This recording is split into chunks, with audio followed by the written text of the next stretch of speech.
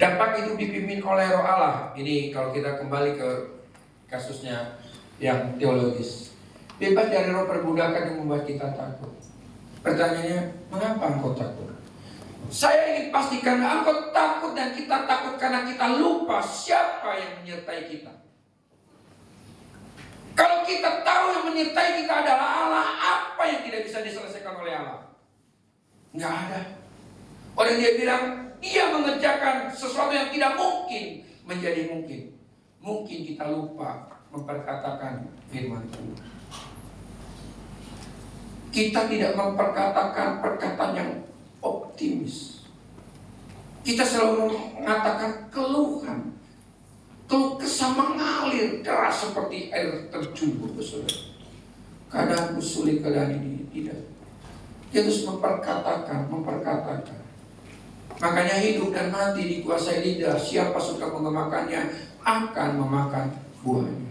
Kemakan lidahmu dengan hal-hal yang positif terhadap berbagai keadaan yang sulit. Saya nonton sebuah video di luar negeri, ada seorang muda, dia punya bisnis ya jual pakaian gitu, Bapak Saudara. Suatu hari dia mengalami sepi, ya kemudian dia mulai sadar kalau sepi kayak gini harus melakukan sebuah tindakan.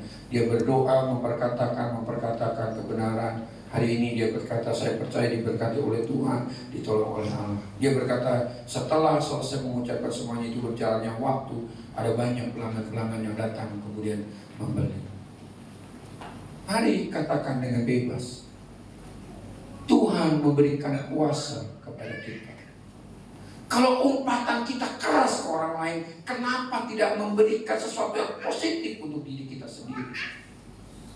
Tanggalkan. Saya percaya, Bapak Saudara, ketakutan itu akan sirna ketika kita memperkatakan firman Tuhan.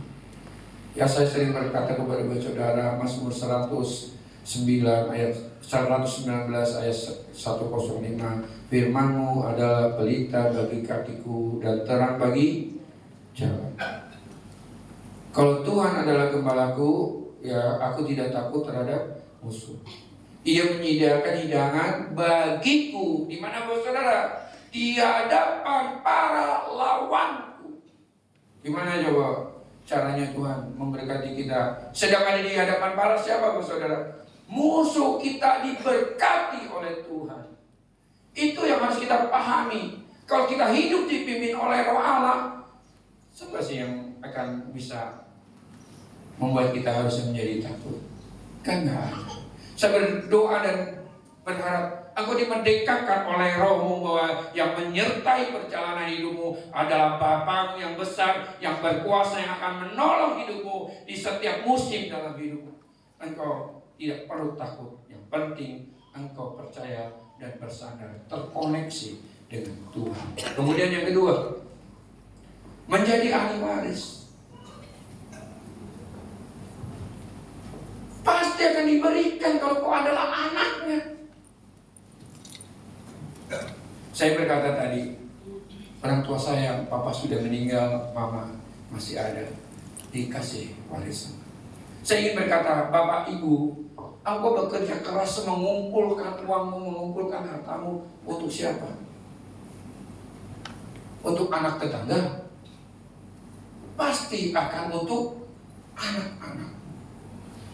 Dulu orang tua saya tidak pernah berpikir, ya karena mungkin keadaan, gimana cara mengumpulkan duit untuk nanti anaknya mulai persediaan. Ya karena keadaan. Saya sebagai orang tua sekarang ya tidak bisa seperti orang tua saya. Saya mulai memikirkan nanti kalau misalkan lulus SMA ada kuliah, saya mulai kumpulkan. Kalau langsung keluar uang 25 juta mungkin berat. Saya mulai kumpulkan dengan istri. Ya, kalau Tuhan berkati misalkan ada duit, ada beli rumah untuk anak, saya pasti akan mewariskan semua yang saya punya untuk anak-anak saya. Kalau engkau adalah anak Allah, maka Bapamu akan mewariskan segala sesuatunya terhadap engkau yang adalah anak-anakmu. Makanya kalau Daud berkata, aku tidak pernah melihat di muka bumi anak orang yang takut akan Tuhan meminta-minta. Gak ada, Bapak Saudara. yang takut, orang tuanya takut akan Tuhan, anaknya tidak pernah meminta-minta. Mari orang tua, takutlah kita sama Tuhan. Sekalipun mungkin kau tidak dalam pengawasan suami dan istrimu, sekalipun mereka tidak melihat, Bapamu yang di surga melihat. Kalau engkau misalkan tidak betul, ketidakbetulanmu sekali waktu akan terbuka dan akan menjadi suatu aib yang memalukan dalam perjalanan hidup. Kebusukan tidak bisa disimpan serapi apapun. Dia akan menyatakan dirinya kalau kita tidak betul. Jadi Bapak Saudara, menjadi ahli waris. Jangan berkecil hati kalau engkau adalah terlahir dari keluarga yang tidak mampu. Kalau engkau tidak mampu sekolah, ketemu ilmu, belajarlah dengan ilmu yang kau pelajari dengan baik dan benar. Ilmumu bertambah, kemudian kau tambahkan di masa mudamu. Cari Tuhan dengan benar. Ketika kau ketemu dengan ilmu dan ketemu dengan Tuhan, maka Tuhan akan menyediakan masa depan dalam hidupmu. Saya tidak pernah berpikir saya orang kampung bisa kemudian lulus kuliah, saya punya 4 gelar secara akademis. Nggak mungkin. Kalau bukan Tuhan yang kemudian menuntun, nggak bisa. Warisannya diberikan semuanya kepada kita. Saya bertanya, apa yang kau takutkan? Dia yang akan membebaskanmu. Dia yang menyatakan waris terhadapmu. Kemudian yang ketiga, meneladani jejak Kristus, pikiran, perkataan, tindakan selaras dengan Allah. Kalau kita adalah anak-anak Allah, maka teladannya adalah Kristus. Ada di sini bapak-bapak yang meneladani emak tetangganya. Ada di sini pemuda-pemuda yang meneladani bapak tetangganya.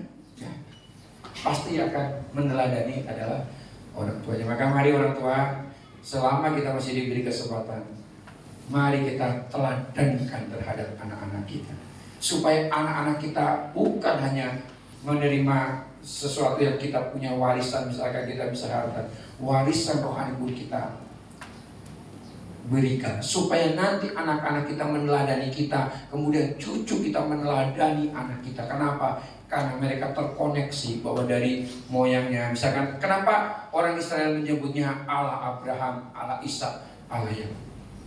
Karena Abraham yang pertama, dia hidup takut akan Tuhan. Kemudian diteladankan kepada siapa? Ishak. Ishak juga meneladankan, akhirnya dikatakan Yakub. Mari orang tua, selama kita masih hidup, berikan keteladanan kepada putra-putri kita. Lanjut selanjutnya.